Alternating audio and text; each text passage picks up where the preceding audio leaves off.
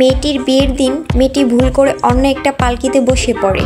একটি ব্যবসায়ীদের সাথে তার বিয়ে হওয়ার কথা ছিল, কিন্তু সেখানে ভুলবশত সম্রাটের পালকিটি চলে যায়। আর এই বিষয়ে সম্রাটের কিছুই জানা ছিল না। সে ভাবছিল প্রধানমন্ত্রীর মেয়েকেই সে বিয়ে করেছে। সম্রাট যখন মেয়েটিকে সম্রাটজি বলে ডাকে, মেয়েটি অবাক হয়ে যায়। সে ভাবতে থাকে এটি হয়তো তার একটি বিশেষ নাম। বাইরে দাঁড়িয়ে প্রজারা সবকিছু বুঝতে পারছিল, কিন্তু তারা কেউ কিছু বলার সাহস পায়নি। পরের দিন সকালে সম্রাট তাকে আবারও সম্রাটজি বলে ডাকে। মেয়েটির সন্দেহ হয়। মেয়েটি সম্রাটকে বলতে থাকে, তোমার কোথাও ভুল হচ্ছে না তো? ঠিক সেই সময় একটা হিজড়া আসে, এসে বলে সম্রাটের সাথে তার কিছু কথা আছে। সম্রাট বাহিরে চলে যায় আর দাসীরা মেয়েটিকে সাজাতে আসে। এইসব দেখে মেয়েটি ভাবতে থাকে তার স্বামী তো গরিব ছিল, তাহলে এত দাসী কোথা থেকে এলো। যখন মেয়েটিকে গহনা দিয়ে সাজানো হলো, মেয়েটিকে আর চ্যানেলটি সাবস্ক্রাইব করে পাশে থাকা অল বাটনে ক্লিক করো।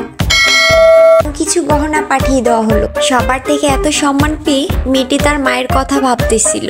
সে তার মায়ের পা ধুয়ে দিত, কিন্তু এখন সেই মা এই সম্মান থেকে বঞ্চিত। আর অন্যদিকে মেয়েটি রানীর মতো সম্মান পাচ্ছে। তখন মেয়েটি বুঝতে পারে ভুলবশত সে অন্য কাউকে বিয়ে করে ফেলছে।